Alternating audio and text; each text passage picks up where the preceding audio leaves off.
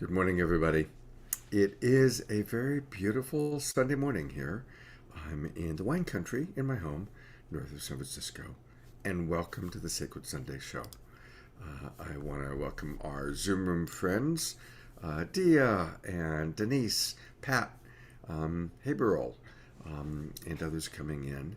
And I want to welcome anybody watching on Facebook. And most of all, I want to just acknowledge those of you who watch the recording, watch the replay, because I know a lot of the people that end up watching this are watching the recording. And thank you. Good morning, Denise. We're going to have a wonderful guest. It's somebody that I recently met, Reverend Deborah Moldow. She is the director of the Evolutionary Leaders Circle and also the creator of the Garden of Light. And she's a really beautiful soul who's doing a lot of wonderful work in the world. So she's going to be joining us shortly. She's having a little tech moment, but she'll be here quick soon. And I think what I'll do is I'm going to start us off with a meditation. So I want to encourage everybody to step away from your other devices, but stay in a way that you can still continue to listen to my voice. And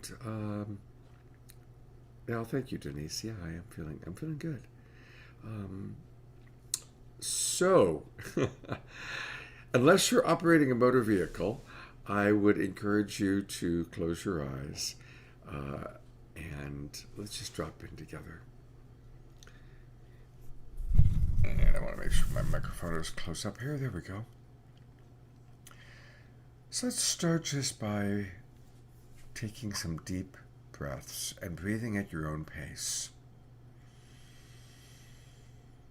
But consciously breathing, paying attention to your breath.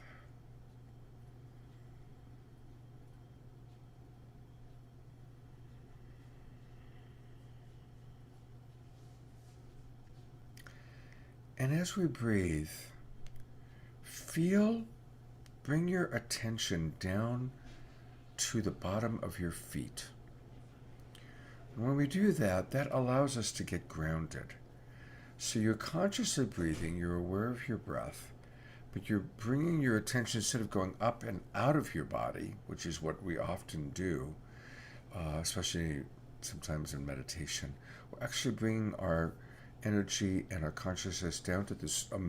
Feel the soles of your feet. Put your attention on the soles of your feet on the floor right now while you breathe. Do you notice how when you do that, you actually feel more in your body, more grounded?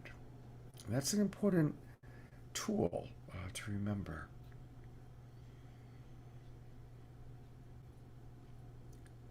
And I invite you now to continue breathing consciously, but to pay attention just to your body temple.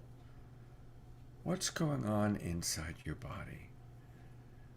Are there any little aches or pains or significant places in your body where there might be some discomfort?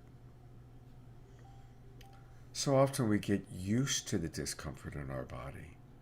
So in this moment, we're just going to acknowledge it and love it. Literally sending love to any place in the body where there's discomfort. Feel free to stretch a little bit and move your body if you wish. And we love our body temple. We are so blessed in this human experience. We are spiritual, eternal beings having a human experience. We are God itself, experiencing itself as us in these bodies. And these bodies, these are animal bodies, and they have all sorts of wonderful qualities, and they are also our challenges. So we honor our human body. We honor the body temple. Continuing to breathe consciously. The last question is, how well resourced are you today? Right in this moment. Did you get enough rest? How was the quality of your rest? Have you had enough food? Enough water?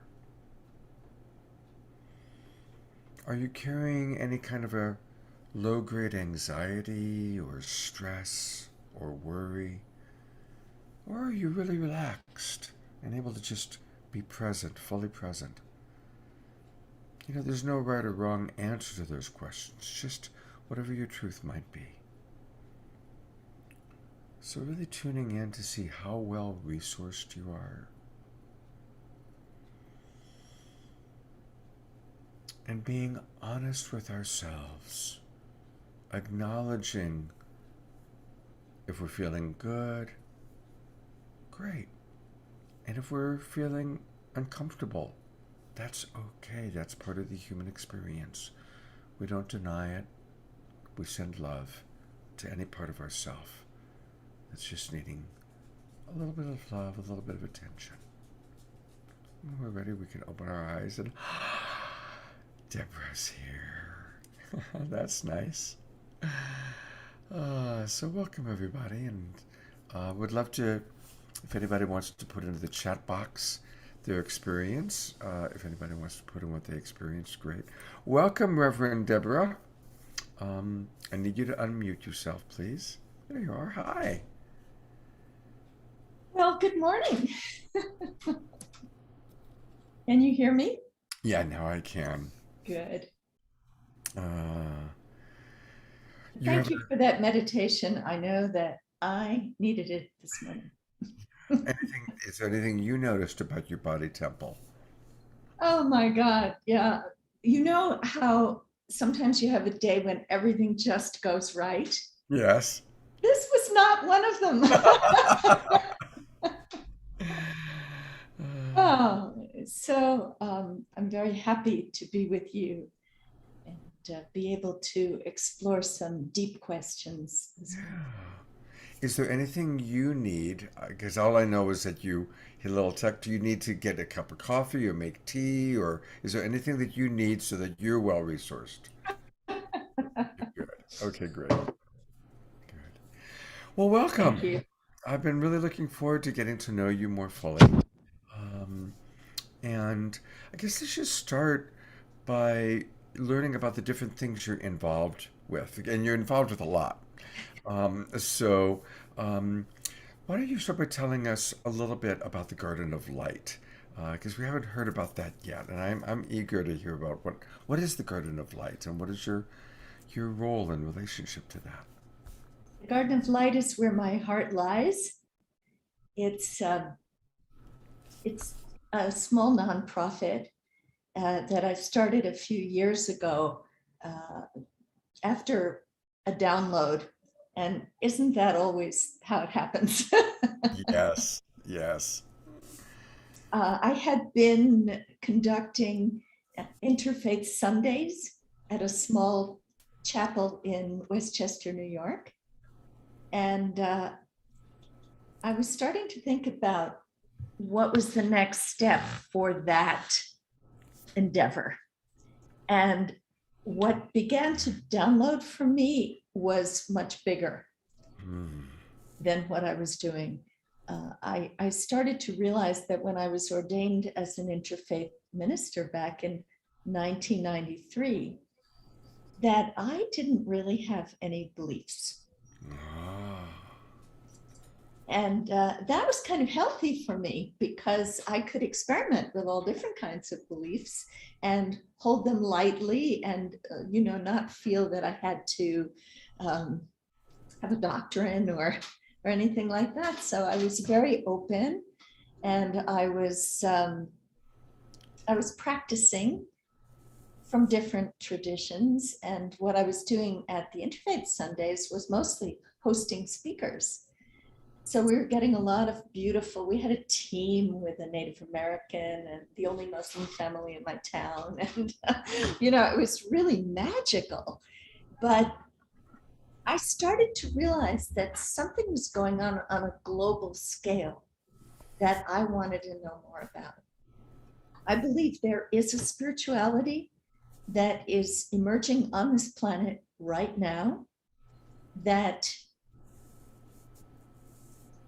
transcends religious beliefs in a way. I want to be really clear about that.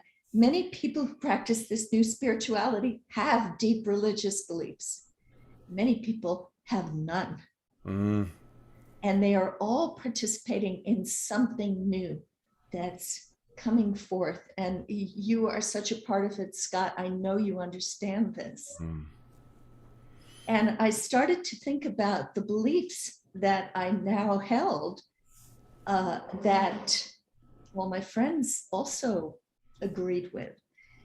For instance, we believe that there is a greater reality to the one that we can easily experience with our everyday senses. Mm-hmm. And that tapping into that has value. We believe that we can heal ourselves and one another. We believe in forgiveness. We believe, in fact, one of the reasons forgiveness is so important these days is that we believe we're responsible for our lives. Mm-hmm. So we're giving up victimhood and moving into knowing that if something is bothering us, we need to address it. Mm-hmm. It's not someone else's doing. They may have triggered it, but we're the only ones that can respond in a way that's going to make a difference.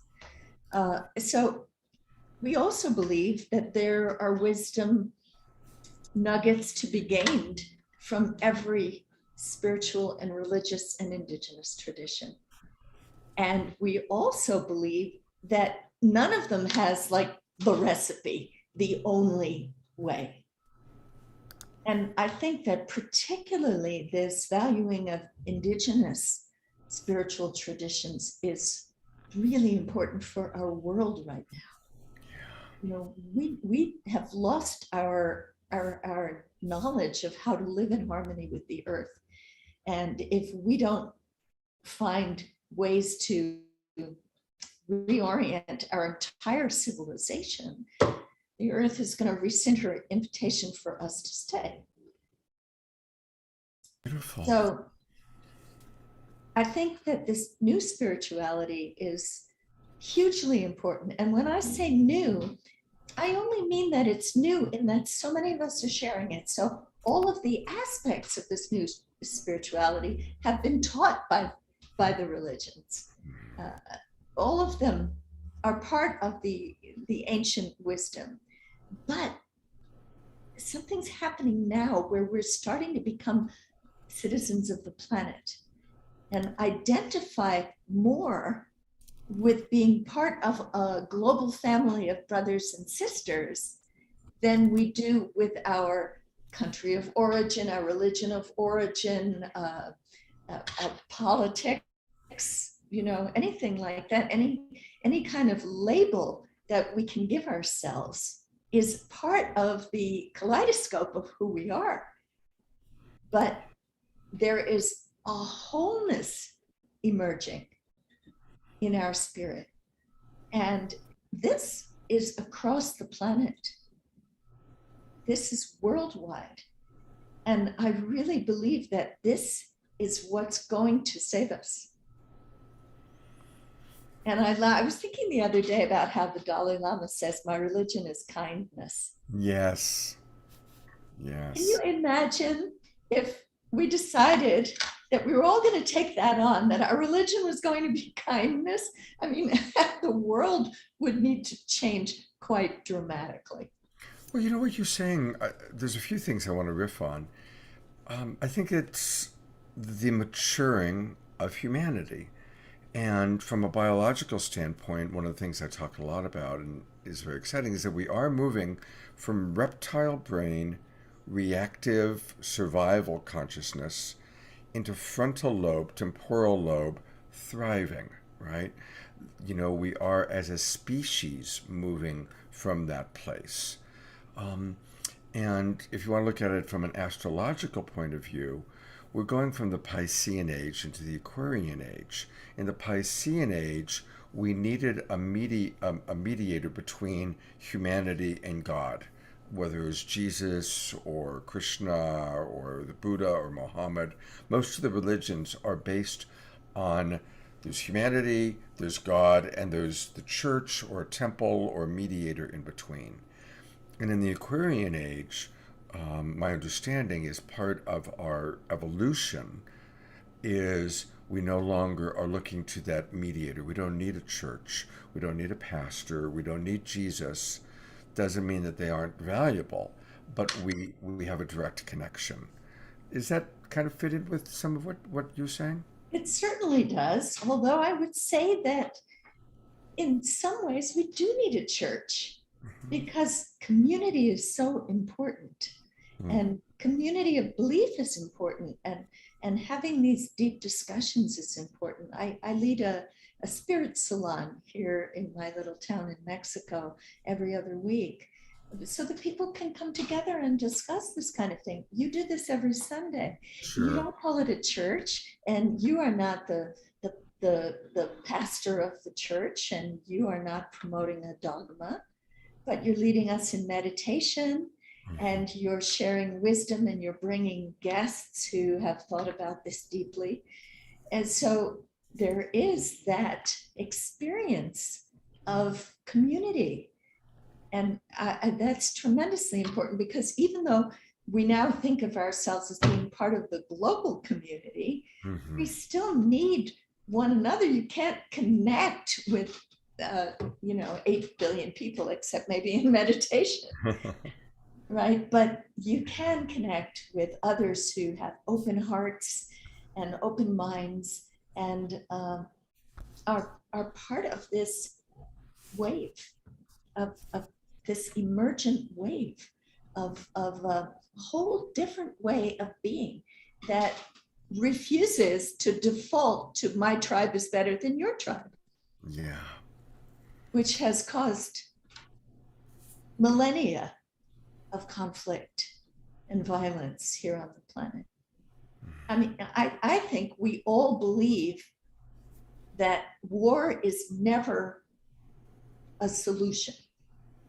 So uh, there may be times when people are in a really extreme situation and they feel they need to resort to violence. But in the past, war was honor and glory. Mm. And in this era, even among politicians and governments, war is a last resort. Mhm. And I think that's a huge evolutionary step for humanity. Yeah. Yeah, And that's a also good. with our own body, Scott.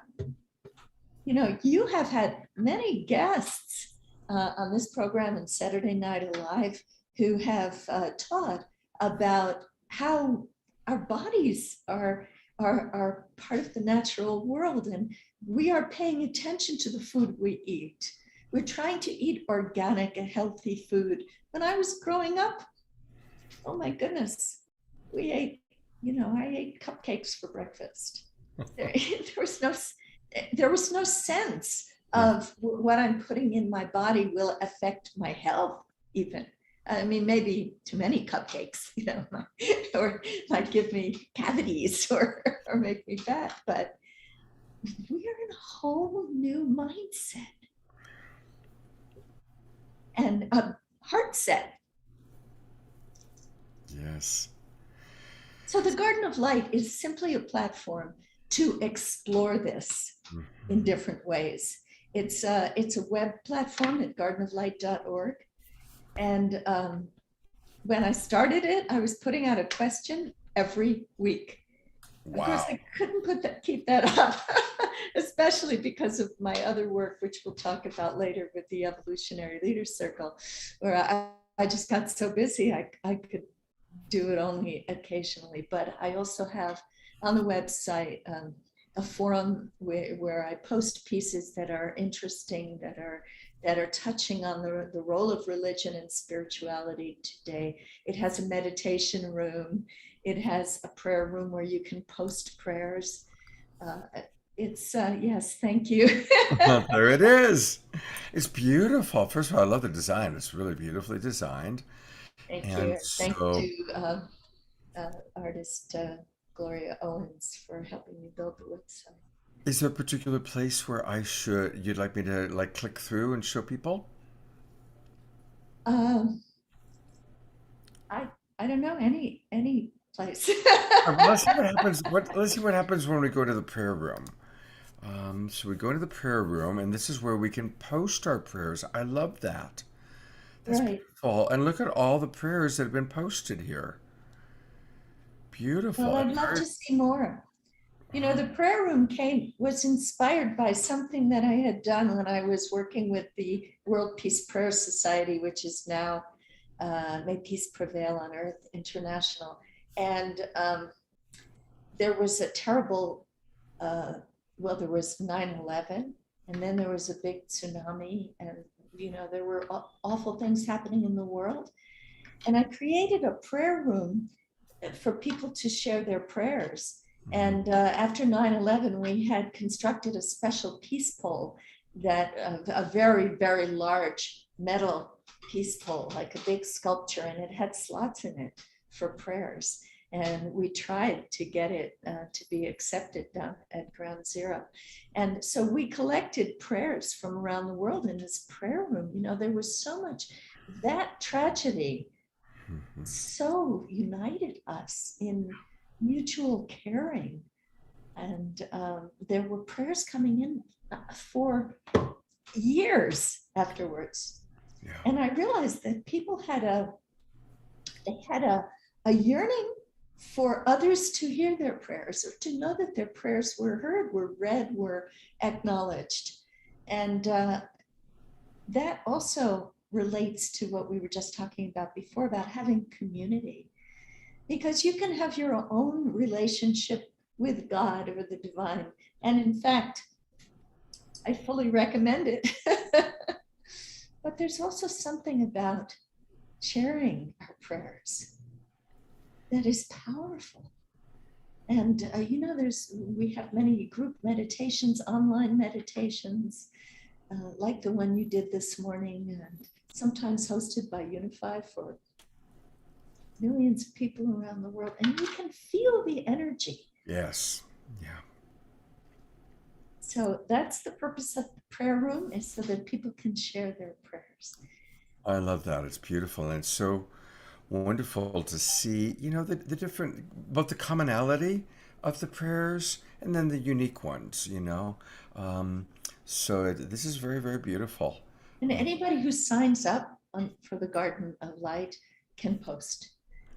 And Wonderful. you can also post comments to the forum, for instance, or reflections, which are under Engage. Okay. You can look Oh, under wow. Look at all those things. You've got a lot happening here. Look at that. Well, it was a huge download. My gosh, it's big. And, a reminder people, so I would suggest everybody go all the way to the red where it says connect and then click join us. And this is where we learn a little bit. And I'm going to join right now. Um, so here we go. And I get to create a password. Okay, there we go. All right. Um, and select membership level. Member. Now, what's the difference between member and newsletter only? I think newsletter only, maybe you don't get to post. Aha. And I do get a lot of spam memberships on that, so I may end up taking that off. Great. Oh, I need to You know, create. because are some people are shy about their spirituality. In the olden days, we didn't talk that much about it. And so when you join, you create a name. Yeah. So you don't have to call yourself Scott. You know, you could call yourself Angel Voice or something. You know, if you want to be incognito when you Right. respond, Right. right? Right. Well, I've just registered, so thank you. I'm excited about that. Right. Oh, this is very Lovely. cute. History member for, and it says 1 second. I You're going to be love at the that. top of that list for a while, but I hope some other people will You'll Yeah, have so to join definitely join. By the hearing. way, one of our regulars, Dia, who's a sweetheart, writes that having you on the show is helping her to feel to not miss Barbara Marx Hubbard as much as she has. So you're bringing some of that Barbara Marx Hubbard Oh, love. wait till we start to talk about the evolutionary leaders, because let me just tell you that Barbara Marx Hubbard is alive and well in the work of the evolutionary leaders, and so many people around the world. It's like her vision is beginning to manifest now in ways that couldn't happen when she was alive.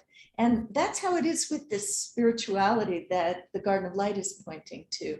It couldn't have happened earlier. Maybe it even couldn't have happened without the internet. Mm-hmm. I feel like that's a divine tool that we've been given just at the time when we need it. I'm going to get cosmic with you for a moment, and then we're going to talk about evolutionary leaders. But Mhm. when a great leader, like say Yogananda or Jesus, um, leaves the human body, then they go into the timeless place. I call it the astral plane. Some people can call it heaven. But because it's timeless, that's where they can connect with an infinite number of people, right? When we're in our human body, we have limitations, right? You can only shake one hand at a time.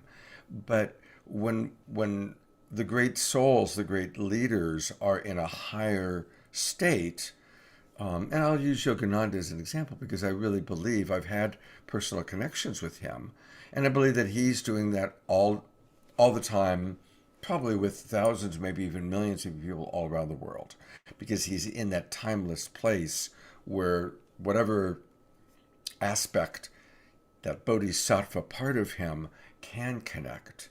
And so I'm imagining someone again like Barbara Marx Hubbard, who is a bodhisattva, right?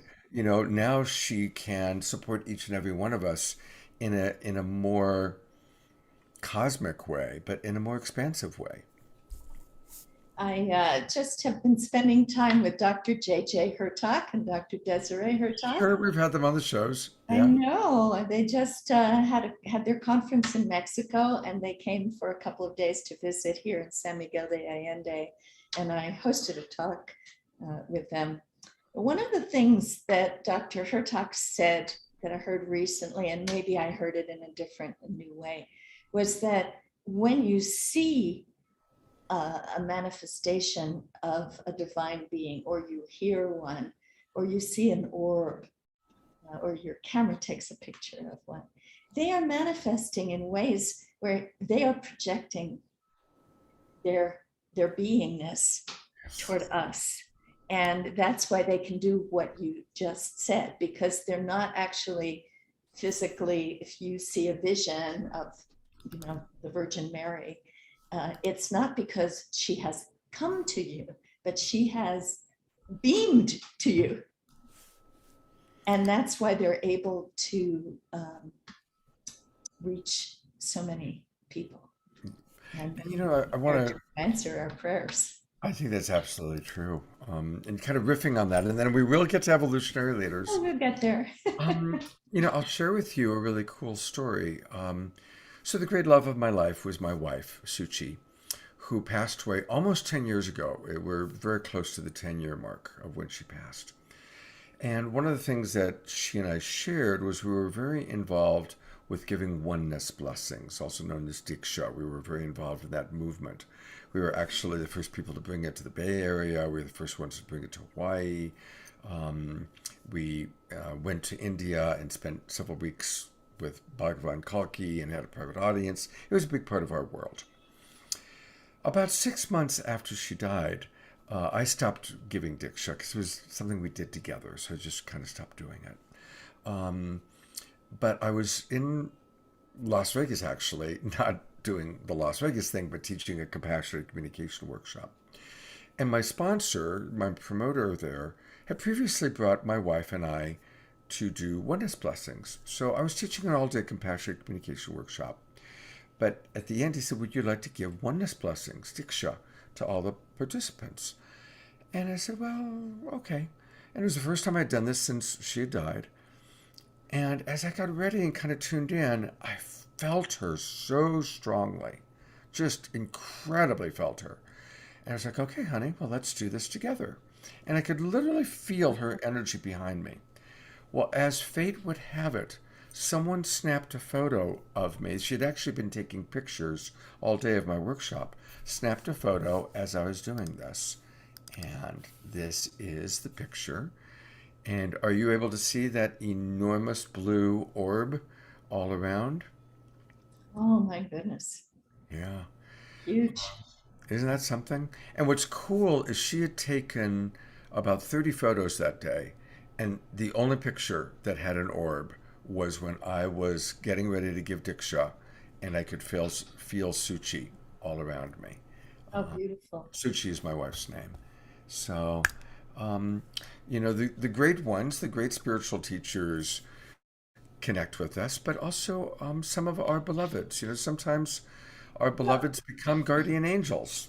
This is true. And also, it's important to know that we can evoke that kind of energy.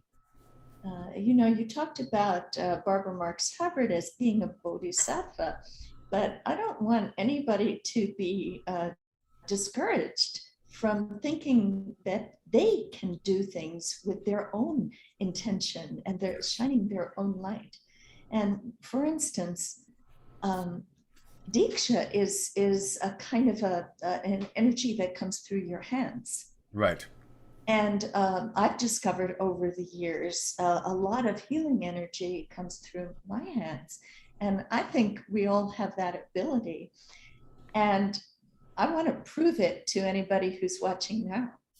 So I'm going to invite you, Scott, to join me in putting your hands up and sending healing. So let's just see.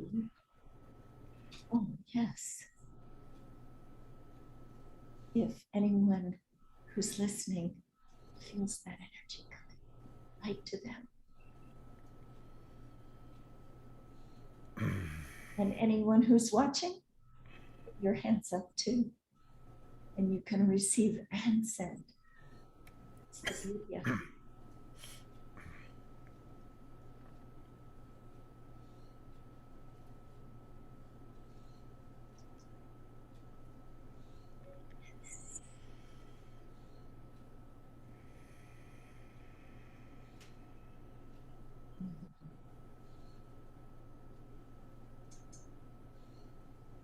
And in this holy moment, we surrender to the energy that is moving through us, knowing that we are not the ones who are doing this. We are the vehicles, the instruments of God's peace and healing and love and joy.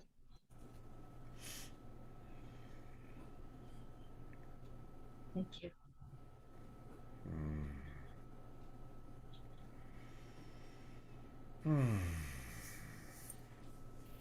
It's kind of hard to come out of that state back into.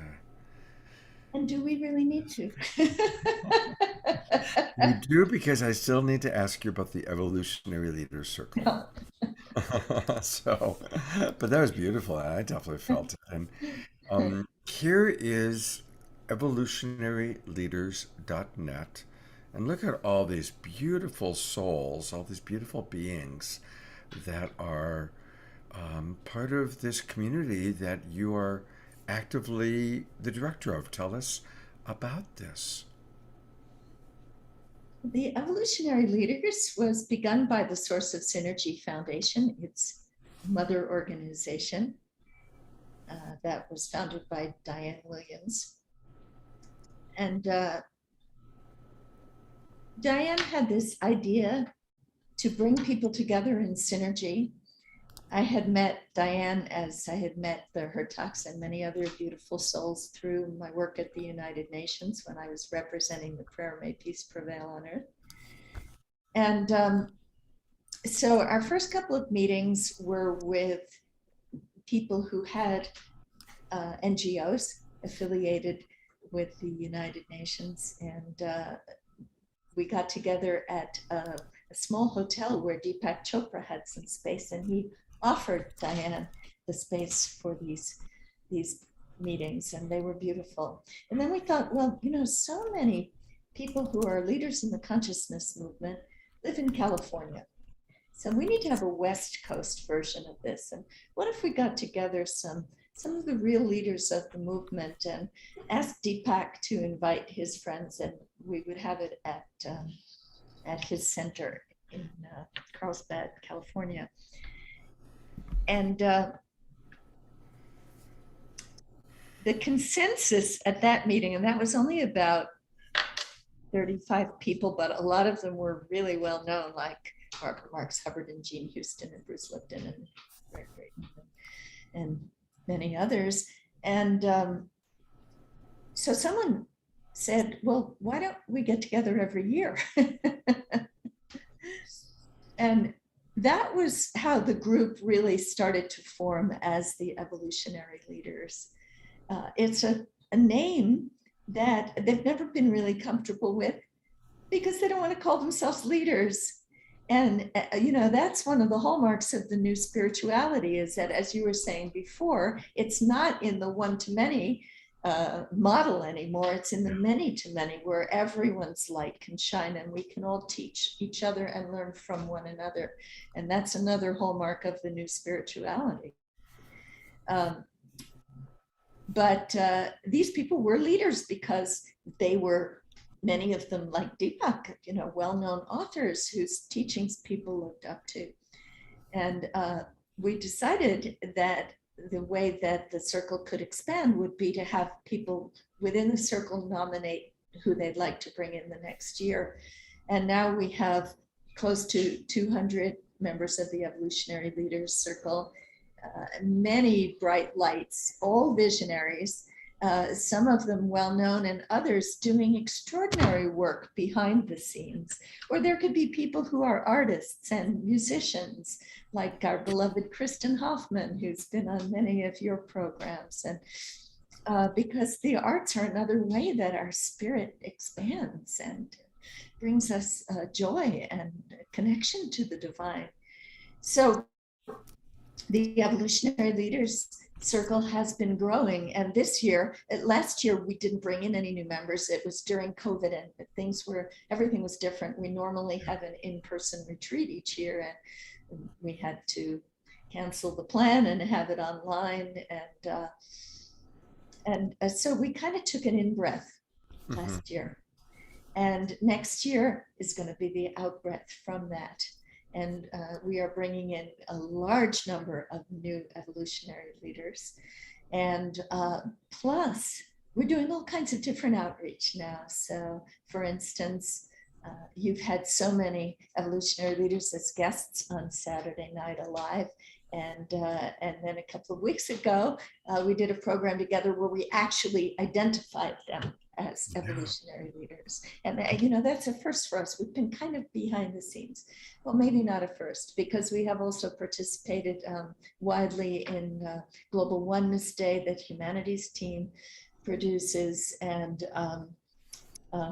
activities with Unity Earth and other online programs. But we're still very rarely identified as, this person and that person part of the Evolutionary Leaders Circle. So I think that's going to be more visible this year.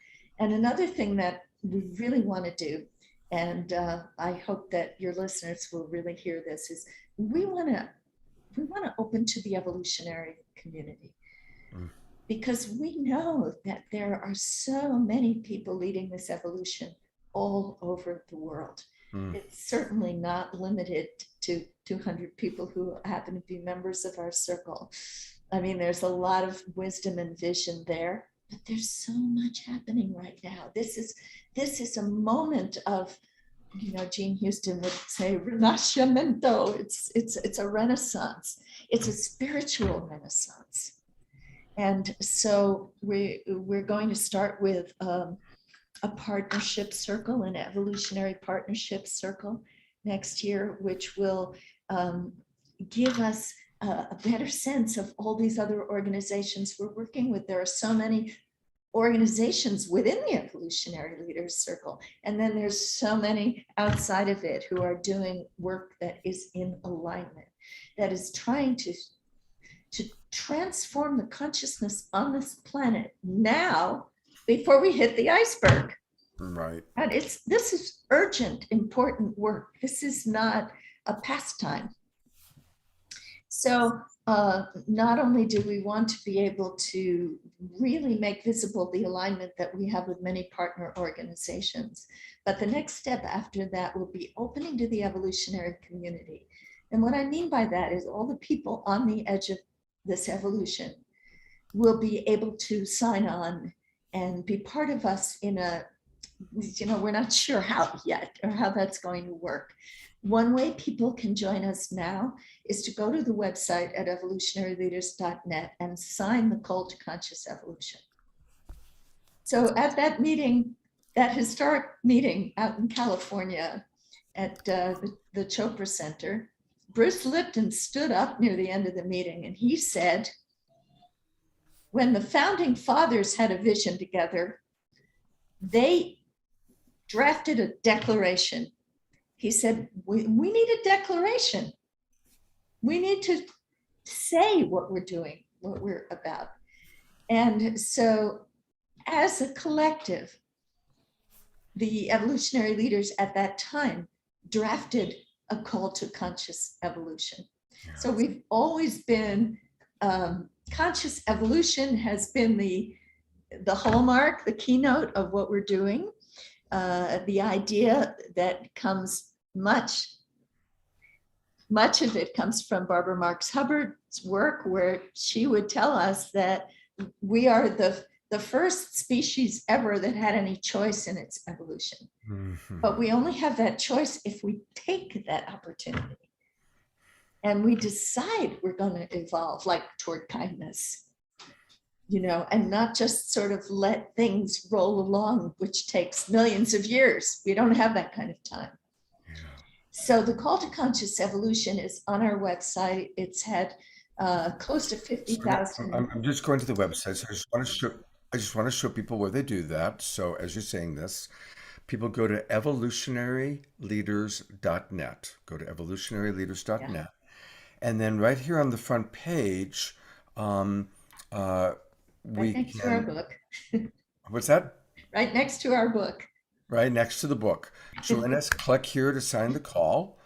And there it is. And 48,704 people have done that. That's and when amazing. You sign the call, one of the things that's beautiful about the way this is set up is that you get to say what you're doing to advance the evolution. And maybe you can click on that, click on the people who have answered the call. Maybe that will take you there. Okay, well, I'm actually filling it in real quick. I've already done. Oh, you're answering it. Okay, you go ahead and do that. Oh, it's asking for traffic lights. Oh no, we have to do that because we do get a lot of spam. So forgive us for asking you to recognize traffic lights. Okay, and I'm not a robot. Okay, so now I'm answering the call. What can we do to accelerate the shift in consciousness field is required? Okay, well, we can all find our own inner evolutionary leader. There we go. I'm subscribing. I'm not a robot. I'm answering the call. There we go. Drum roll, please. And here we go. And this takes us to your book. Now, it's funny. It took me actually right back. There on the bottom, you can start to see some of the people who have answered. Maybe you can find a nice response there. Wait, where are you? It keeps actually. No, you're on the front. Yeah, it keeps bringing me back to that. All right, go back to the. Oh wow, there we are. I think we're on a sine wave. Yeah, we are. We are on a sine wave. That's cool. Thank you, John Raymer. That's great. Wonderful. Well, the point being that it's The important. point is that so many people are making so many contributions right now to the new consciousness. And at one of our early retreats, I had been saying to Diane all along, I'm on the list here, but I'm not an evolutionary leader. I'm a worker bee behind the scenes. And Diane, whose consciousness is a little ahead of mine, she kept saying, no, you're just as much of an evolutionary leader as anybody in this room. You have to get that. Oh, it's like, okay, I don't get it, but it's nice that you said that. And then I was sitting in one of the meetings and I got a vision. And the vision was an ocean wave washing up on the shore. Vast, a huge beach as far as the eye could see. And I realized that the wave was the evolution. Wow. And every drop that was at the edge of that wave coming up on the shore was leading that evolution. So you didn't have to be a leader with followers to be leading the evolution. Mm. If you So, are transforming yourself, and I think that's one of the real principles of this evolution, is that as we transform ourselves, we're transforming our world. right. If you're working on that, if you're transforming yourself, if you're bringing a consciousness of love and forgiveness to everything that you do, if your life is in service to others, if you have found your purpose on any scale, like Saturday Night Live was about last night, then you are part of this evolution. And thank you. Mm. Beautiful. Beautiful. And that is, you kind of read my mind because I wanted to connect with you about how people can, instead again, not looking outside, because it is really, you have an amazing group of people that are evolutionary leaders and they're all inspiring. And obviously, a big part of my life right now is getting as many of them on out to the world as I can. But it is ultimately about acknowledging that everyone has a role to play. I should go to gallery view here. We all have a role to play. And I say this all the time, but clearly we have to evolve.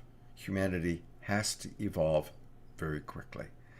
And so the old paradigm, like a caterpillar, is dying, and the new paradigm, like a butterfly, is emerging. And what I love about that analogy is that as the caterpillar dies, there's all these imaginal cells inside the dying caterpillar that find each other. They come together and they create the butterfly. And so I believe that In every, complete chaos inside the cocoon. yes, Seriously, it turned the original body of the caterpillar, according to Elizabeth Saturis, one of our evolution biologists, yeah, turns to soup. mm-hmm, There is nothing like, it's not that the caterpillar grows wings.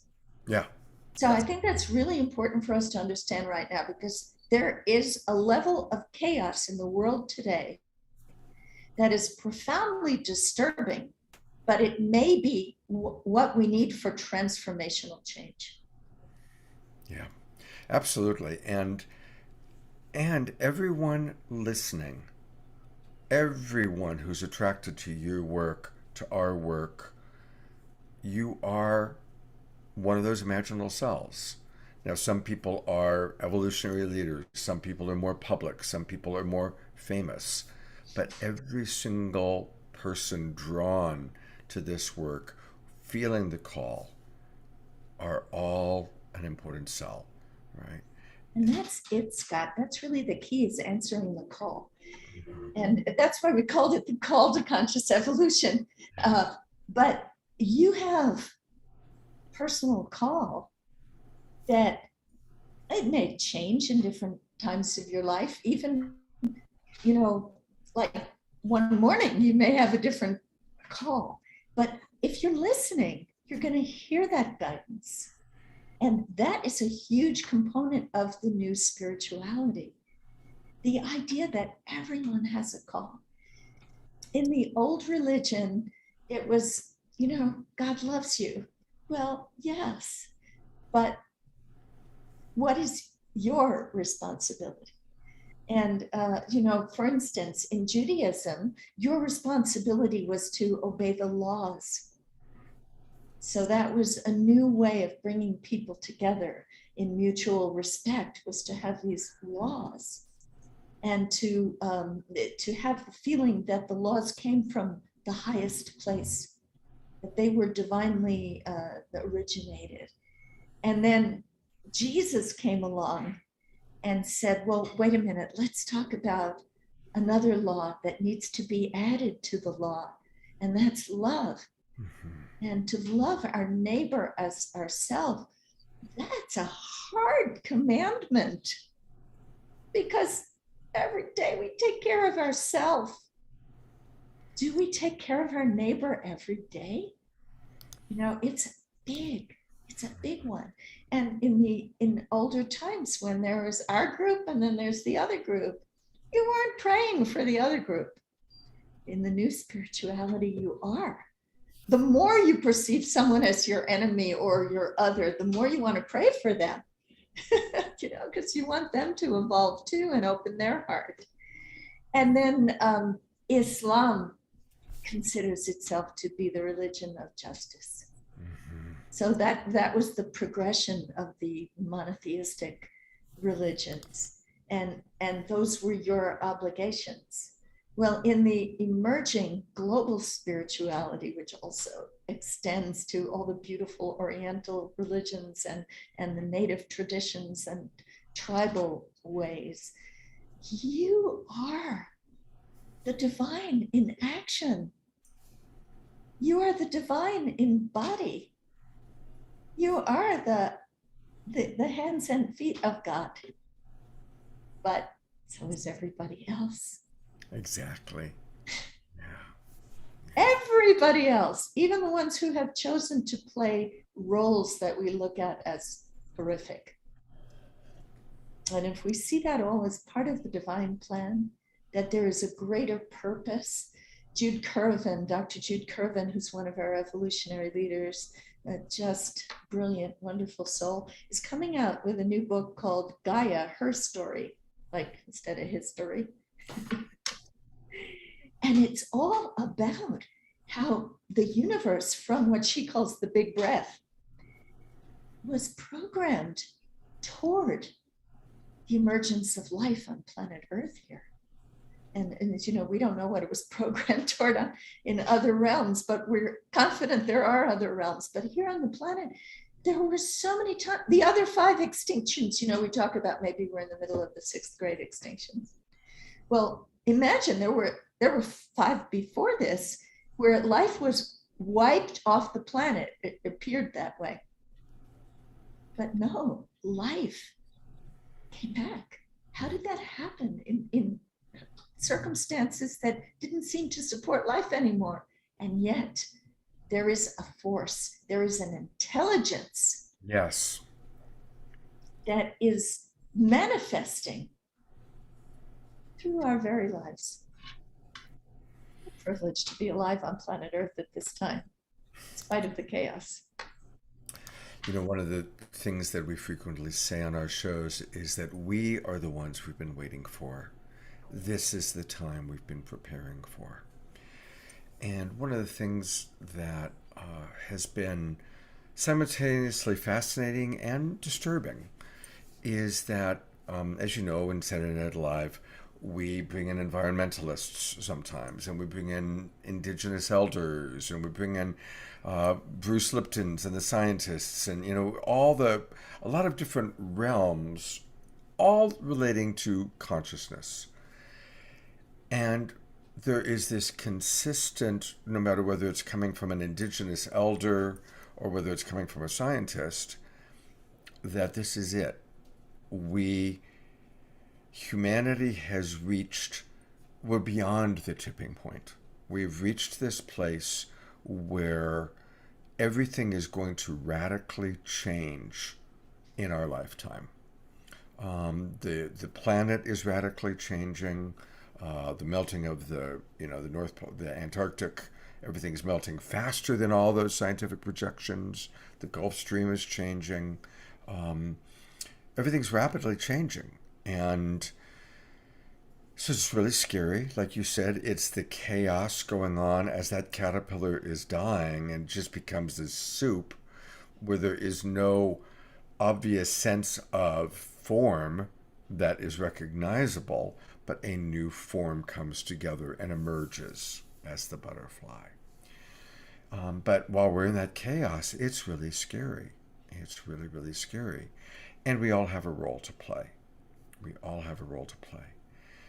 What do It's true. you, what are your recommendations for people of if they're in the chaos, like their world is falling apart, their marriage is falling apart, or their job is ending, or whatever it is, what are your suggestions for how to make your way through that chaos to drop into your your divinity, to drop into your divine, call it destiny or the divine role to play?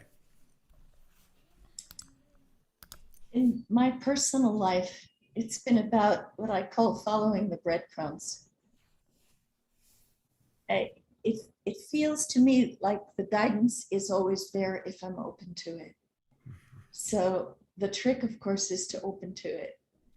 And I can say what everyone else says about meditation and prayer and going out into nature and those kinds of things that nourish our inner life.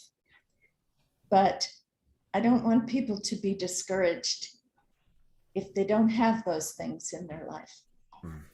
Like they're not following the right formula, you know, because everyone is different. But everyone has that guidance available.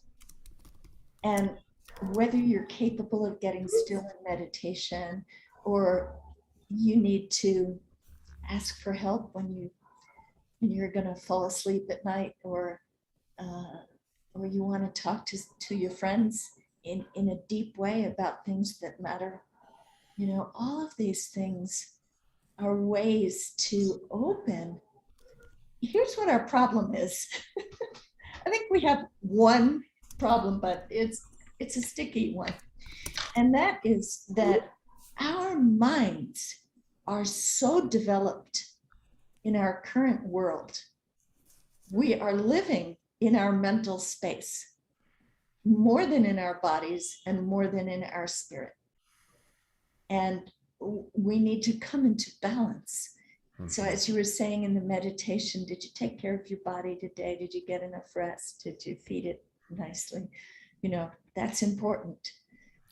But our minds are, you know, the ultimate monkey minds now, where when we have a pause in our work, we go on Facebook and we scroll, you know, on Facebook or on Instagram or something, or we pick up the phone, or we turn on some music, or you're always needing that constant stimulation because we live in a world where our minds are going a mile a minute. So you can't hear if you're speaking. So whatever works for you to be able to listen for your guidance, that's what you need to do. And then the signs will appear. You know, when you're on the right track, I'm sure you've all noticed that things happen. Doors open. Somebody calls you out of the blue and says, you know, are you interested in this? And you're like, wow, I was thinking about that yesterday. So the signs, the synchronicities, they'll show up. And if you're not getting any and you're just, you know, in that place where I was this morning, where your mind is just taking you to all kinds of places where you don't want to go, then you need to look for inspiration. Then you need to get online and listen to someone like Scott, or, you know, it's Sunday morning. See if Michael Beckwith is preaching. He'll lift you up in a Absolutely, he sure will. you know, and it's really important to have those things to go to. So make sure you look up the inspiring people on YouTube. You know, you may want to kind of I used to relax with British mysteries on PBS. But now I can't really watch them anymore because, they're all about murder. And I want to watch things that are going to inspire me. Don't go to the movies that have 20-minute car chase crash things in them. Go to the ones that are gonna touch your heart and lift your spirit, because we need you to be happy. We need you to be actually joyful is a better word. The rabbi, the beautiful soul, Rabbi Joseph Gelberman, who founded the new seminary where I was ordained, he used to say, if you want to know whether somebody, a spiritual leader, is legitimate or not, does his or her presence give you joy? He said, I am always joyful. He said, I'm not always happy, but I will not let anyone take away my joy. So let's find those things that lift us up, those musicians that inspire us, those speakers, those communities, those books. And then we're better equipped to navigate the chaos, because the chaos is here and the changes that are coming ahead are likely to be painful in many ways across the planet. I think you're right, Scott. I think we have crossed the tipping point. The governments were alerted to the situation with the impending climate changes back at least from 1972. So we've had 50 years.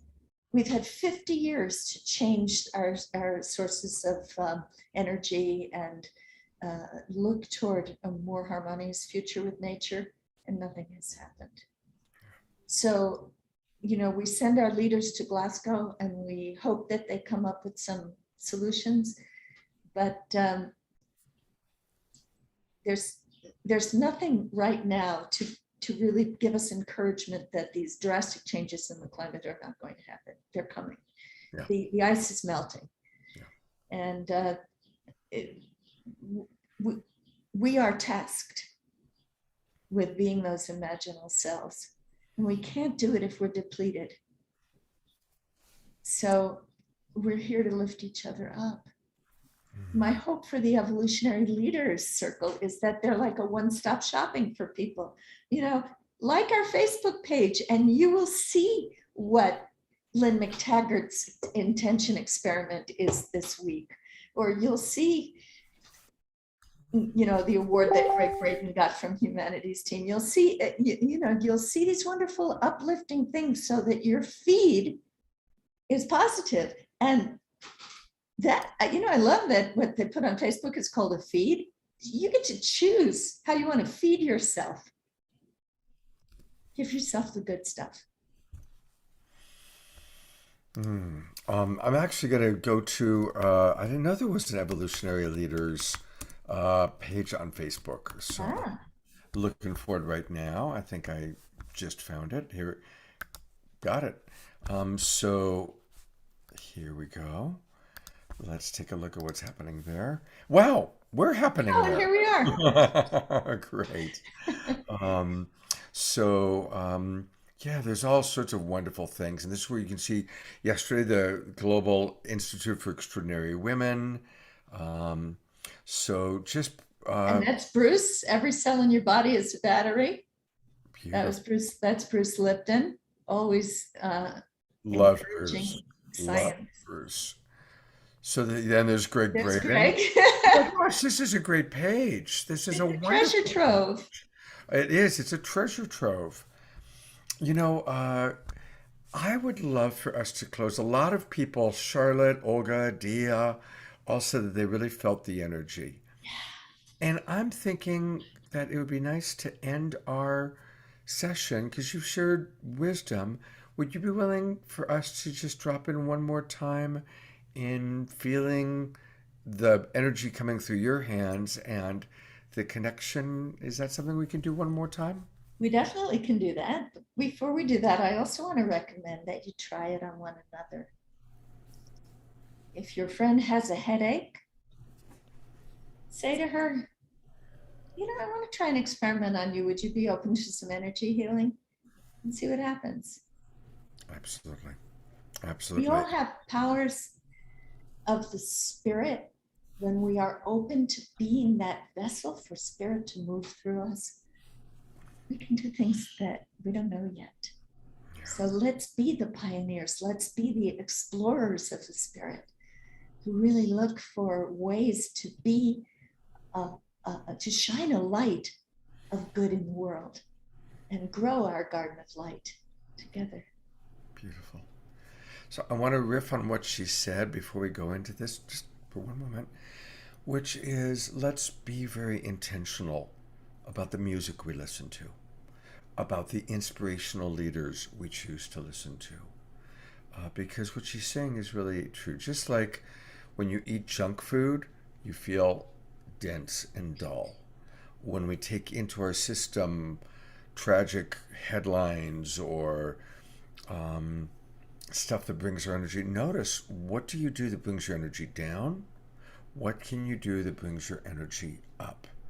And we now need to do everything we can to lift our energy, to lift ourselves and be inspired.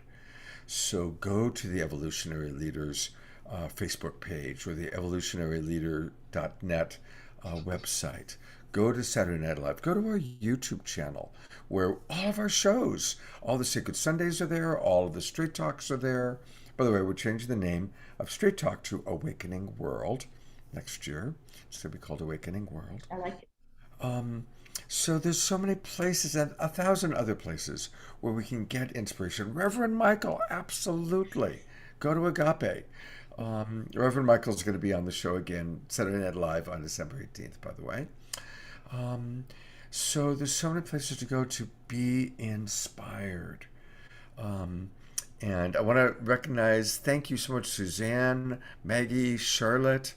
Beautiful comments coming in from you, and people really Olga, feeling the Ellen, energies. Yes, so you've seen that too. Good, good, good, good. So, all right, let's well, do. and Dia Teresa. So thank you all for being with us this morning. We feel your presence and we love having you with us. One more time. Okay, before we put our hands up, let's do just a little meditation. Okay. We take a few deep breaths and bring in that good chi energy and feel the energy coming through your feet. If you can have them on the floor, feel the earth energy coming up through your feet. If they're not on the floor, imagine that they are. Bring that beautiful energy from our mother planet up into our bodies. We're made out of her. We're her children. Bodies are made of the earth and our spirit is divine. So we breathe up from the earth all the way to our heart center.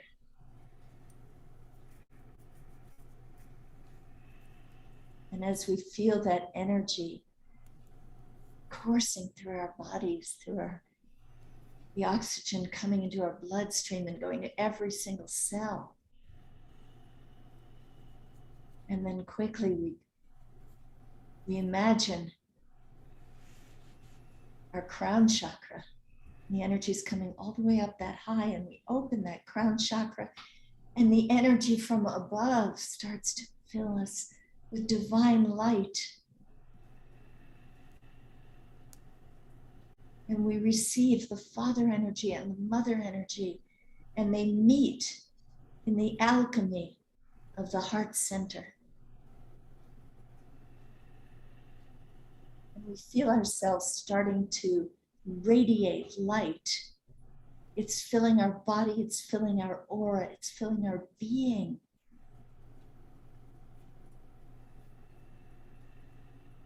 It's illuminating our magnificence. And when we feel that, all we want to do is share it with others. So now let us open our eyes, look at our screens, and bring up our hands. And feel that energy, that light, that power coursing through us and shining out. We are peace poles, and our breath becomes a prayer. May peace prevail on earth. And we are radiating that thought form with all of our being. And we're activating 200, maybe 300,000 peace poles all over the world with this prayer. May peace prevail on earth.